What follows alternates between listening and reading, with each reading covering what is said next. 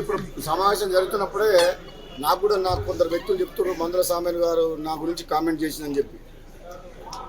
నేను ఒక పార్లమెంట్ సభ్యునిగా భువనగిరి పార్లమెంట్లో పనిచేసిన,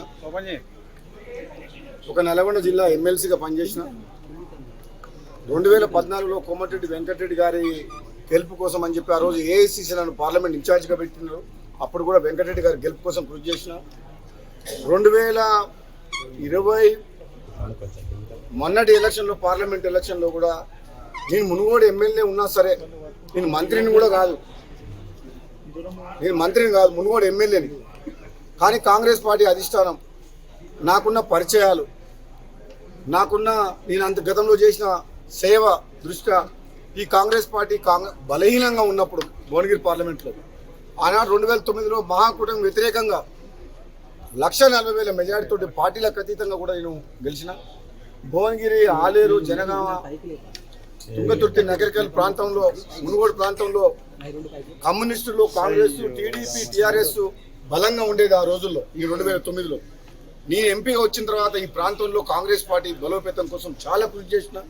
ఎంపీగా ఆనాడు తెలంగాణ ఉద్యమంలో ఉండి పార్లమెంట్లో కొట్లాడి తెలంగాణ రాష్ట్రాన్ని సాధించిన అందరు ఎంపీలతో పాటు నేను కన్నా కూడా గొంతు వినిపించి తెలంగాణ రాష్ట్రం తీసుకురావడమే కాక ఆనాటి నుంచి కాంగ్రెస్ పార్టీని బలోపేతం చేసి కాంగ్రెస్ పార్టీ అభ్యర్థుల గెలుపు కోసం కృషి చేసిన. మరి మందుల సామేల్ గారు ఏది ఆలోచించి మాట్లాడుతారో, నాకు టికెట్ ఇప్పియమని చెప్పి మా ఇంటికి ఒక 100 సార్లు వచ్చిండు. మన తుంగతుర్తితో సంబంధం లేకపోతే మా ఇంటికి వచ్చి టికెట్ ఇప్పియమని ఎందుకు అడిగిండో నాకు అర్థం కాలే. అక్కడ చాలా మంది టికెట్ కోసం పోటీ పడ్డారు తుంగతుర్తిలో. కానీ మందుల సామేల్ గారికి నేను మాట ఇచ్చిన, నేను తప్పకుండా నేను అసెంబ్లీలోకి తీసుకెళ్తా, నువ్వు అసెంబ్లీలో అడుగు పెడుతున్నావు నీకు మాట ఇచ్చిన. నేను తిరుపతిలో ఉన్నప్పుడు ఫోన్ చేస్తే ఆయన ఫోన్ చేసి ఇదే మాట చెప్పిన, నీకు మాట ఇస్తున్నా దేవుని సమక్షంలో నువ్వు అసెంబ్లీలో అడుగు పెడతావని చెప్పిన. మాట ఇచ్చినట్టు నేను కాంగ్రెస్ పార్టీలో చేరినప్పుడు నేను అడిగిన 2 టికెట్లు బాన్స్వాడలో ఏనుగు రవీందర్ రెడ్డి గారికి, తుంగతుర్తిలో మందుల సామేల్ గారికి. ఈ 2 టికెట్లు కూడా నేనే అధిష్టానంతో మాట్లాడి నా టికెట్తో పాటు వాళ్ళకి టికెట్ తీసుకొచ్చింది నేను. అదే కాకుండా ప్రచారం కూడా వ్యక్తిగతంగా నేను మునుగోడు ఎమ్మెల్యేగా వండుకుంటూ నగరికల్లు, తుంగతుర్తి, భువనగిరి, ఆలేరు, సూర్యాపేట ఈ నియోజకవర్గాల్లో నాకున్న తక్కువ సమయంలో కూడా వాళ్ళ గెలుపు కోసం నేను ప్రచారం చేసి వాళ్ళందరినీ కూడా గెలిపించిన. ఆనాడు కాంగ్రెస్ పార్టీ రాజగోపాల్ రెడ్డి బీజేపీ పోవడం వల్ల నష్టం జరుగుతుంది, మన ప్రభుత్వం రావాలి, రాజగోపాల్ రెడ్డిని తీసుకురావాలని చెప్పి పార్టీ అధిష్టానము, బట్టి విక్రమార్క గారు, కాంగ్రెస్ పార్టీ నాయకులందరూ కూడా నాతో సంప్రదింపులు చేసి నువ్వు వస్తే బాగుంటుందని చెప్తే నేను మన కన్నతల్లి లాంటి కాంగ్రెస్ పార్టీని కొన్ని ప్రత్యేకమైన పరిస్థితుల్లో ఆ రోజు కొన్ని అవమానాలు భరించలేక ఈ పార్టీలో నాకు గుర్తింపు లేదు, న్యాయం జరుగుతలేదని చెప్పేసి నేను పార్టీ మారడం జరిగింది. ఉప ఎన్నికల్లో కూడా అందరు ఎమ్మెల్యే లాగా నేను ఒక పార్టీలో గెలిచి ఇంకో పార్టీలోకి పోలేదు. 12 మంది ఎమ్మెల్యేలు కాంగ్రెస్లో గెలిచి టీఆర్ఎస్లోకి అమ్ముడిపోతే నేను ఒక్కరిని మాత్రం పార్టీకి పదవికి రాజీనామా చేసి నైతికంగా నేను నా మోరల్ వాల్యూస్ని కాపాడుకున్నా. కొద్ది తేడాతో ఓడిపోయినా సరే నేను మళ్ళీ కాంగ్రెస్ పార్టీ ఆహ్వానం వరకు వచ్చినా మళ్ళీ అఫీషియల్గా కూడా నేను ఇన్ఛార్జ్ పెడితే నేను గెలవడమే కాదు, ఎమ్మెల్యేల గెలుపు కోసం కృషి చేసిన వ్యక్తిని. ముఖ్యంగా సామేల్ గారికి మర్చిపోయిండేమో, తుంగతుర్తితో ఏం సంబంధం అంటుండో. తుంగతుర్తి టికెట్ ఇప్పించిందే నీకు నీ గెలుపు కోసం కృషి చేసి నన్ను చూసి నన్ను నమ్ముకున్న కార్యకర్తలు 1000 మంది వాళ్ళ సొంత డబ్బులు ఖర్చు పెట్టి నిన్ను గెలిపించింది. కానీ ఈరోజు నువ్వు గెలిచిన తర్వాత నా గురించి అట్లా మాట్లాడుతున్నావు అంటే నీ గురించి ఇంతవరకు ఎప్పుడెప్పుడు నేను తప్పు మాట్లాడలేదు. మందుల సామేల్ గురించి ఎమ్మెల్యేని గౌరవించుకోవాలి, కాంగ్రెస్ పార్టీని కార్యకర్తలను కాపాడుకోవాలి అని చెప్పడం చెప్పింది జగ్గారెడ్డి గురించి. ఈ మండల కాంగ్రెస్ని పెట్టాలి, ఆ మండల కాంగ్రెస్ పార్టీని పెట్టాలని చెప్పలేదు. రాష్ట్రంలో కాంగ్రెస్ పార్టీ కార్యకర్తలు కొన్ని నియోజకవర్గాల్లో కొత్తగా వచ్చిన నాయకుల వల్ల ఇబ్బంది పడుతుండ్రు.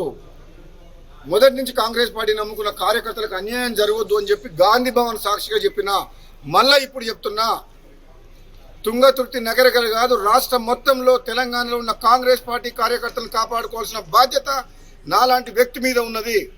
తెలంగాణ ఉద్యమంలో రాజీ లేని పోరాటం చేసిన మేము మళ్ళా నిజమైన కాంగ్రెస్ పార్టీ కార్యకర్తలను కాపాడుకుంటూ ఎంత దూరమైనా పోతాము. నిన్న మొన్న వచ్చిన లీడర్లు కాంగ్రెస్ పార్టీలో టికెట్లు తీసుకొని ఎమ్మెల్యేలు ఎంపీలై పదవులు తీసుకొని కాంగ్రెస్ పార్టీ కార్యకర్తలను ఎక్కడ ఇబ్బంది పెట్టినా ఊరుకునే ప్రసక్తే లేదు. ఈ ఆయారాం గయారాంలకు భయపడేది లేదు. నిజమైన కాంగ్రెస్ పార్టీ కార్యకర్తలను కాపాడుకోవాల్సిన బాధ్యత పిసిసి ప్రెసిడెంట్ మహేష్ కుమార్ గౌడ్ మీద, AICC in-charge general secretary Meenakshi Natarajan గారి మీద, రాష్ట్ర కాంగ్రెస్ నాయకుల మీద, మాలాంటి వ్యక్తుల మీద, అధిష్టానం మీద ఉన్నది. మేము ఎవరికి వ్యతిరేకం కాదు. ఎమ్మెల్యే గెలిచిన సామెల్ గారిని గౌరవించుకుంటాం. ఇతర పార్టీల నుంచి వచ్చిన ఎమ్మెల్యే, ఎంపీ కడియం సిఆర్ కూతురు వచ్చింది, టీఆర్ఎస్లో గెలిచిండు. కడియం సిఆర్ బిడ్డ వస్తే టికెట్ ఇచ్చి ఎంపీ చేసింది. గవర్నమెంట్ వచ్చిన తర్వాత అంటే కాంగ్రెస్ పార్టీ ఆహ్వానించింది, వచ్చిండు, గెలిపించుకున్నాం కడియం కావ్యని. వాళ్ళందరికీ మేము వ్యతిరేకం కాదు, వాళ్ళందరినీ గౌరవించుకుంటాం. కానీ ఒక్కటి మాత్రం నిజం, కాంగ్రెస్ పార్టీ కార్యకర్తల గెలుపుతో కష్టంతో రెక్కల కష్టంతో గెలిచి మీరు మళ్ళీ కాంగ్రెస్ పార్టీ కార్యకర్తల మీద మీరు కేసులు పెడతామంటే మాత్రం ఊరుకునే ప్రసక్తే లేదు. మీ పదవి ఎవరు అడగటం లేదు, మీ గౌరవం ఎక్కడ తగ్గించడం లేదు. కానీ కాంగ్రెస్ పార్టీ కార్యకర్తల్ని కొంచెం గౌరవించండి, వాళ్ళకు న్యాయం చేయండి, వాళ్ళని అవమానించకండి, ఎక్కడ కేసులు పెట్టకండి, ఇబ్బంది పెట్టకండి, అవసరమైతే సాయం చేయండి. కానీ ఇది నోటుకు వచ్చినట్టు మాట్లాడకండి. నా గురించి మాట్లాడిండు మందుల సామెలు అంటే నాకు ఒకటే సామెత గుర్తొస్తుంది, వినాశకాలే విపరీత బుద్ధి. నాలాంటి వ్యక్తి నీకు టికెట్ ఇచ్చి గెలిపించిన వ్యక్తి గురించి నువ్వు మాట్లాడుతున్నావు అంటే ఇప్పుడు నీ గురించి నీ విజ్ఞతకే వదిలేస్తున్నావు. తుంగతుర్తిలో ఉన్న కాంగ్రెస్ పార్టీ కార్యకర్తలందరికీ ఒకటే మాట చెప్తున్నా, నా అభిమానులకు, నా పిలుపు మేరకు సామెల్ని గెలిపించిన మీరందరికీ కూడా నేను క్షమాపణ చెప్తున్నా. ఒక తప్పుడు వ్యక్తిని తీసుకొచ్చి టికెట్ ఇప్పించినా అని చెప్పి నాకు అర్థమైంది. మీకు క్షమాపణ చెప్తున్నా.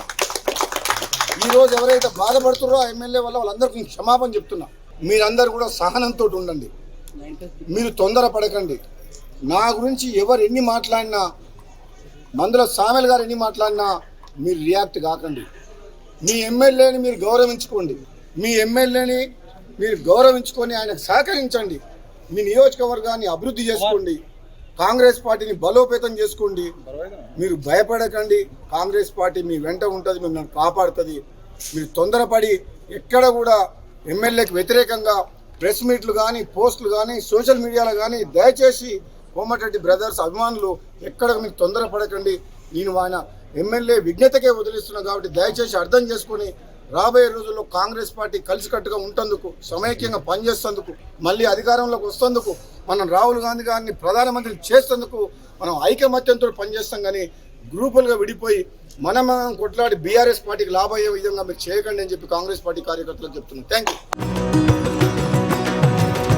25 ఏళ్ల ప్రస్థానం, ప్రవాసంలో మన సంస్కృతి సామ్రాజ్యం, మన సిలికానాంధ్ర ఇప్పుడు అమెరికా గడ్డ దద్దరిల్లేలా, తెలుగు రక్తం ఉరకలెత్తేలా, చరిత్ర పుటల్లో నిలిచిపోయే రజతోత్సవ మహా సంగ్రామ సంబరం, విశ్వవ్యాప్త తెలుగు దిగ్గజాల అక్షర కవాతు, అద్భుత కళా వైభవం. రండి, మన అస్తిత్వాన్ని, విశ్వఖ్యాతిని చాటి చెబుదాం. ఆగస్టు 1న అమెరికా కాలిఫోర్నియా ఓక్లాండ్ ఎరీనాలో సిలికానాంధ్ర రజతోత్సవ వేడుకలో పాల్గొందాం.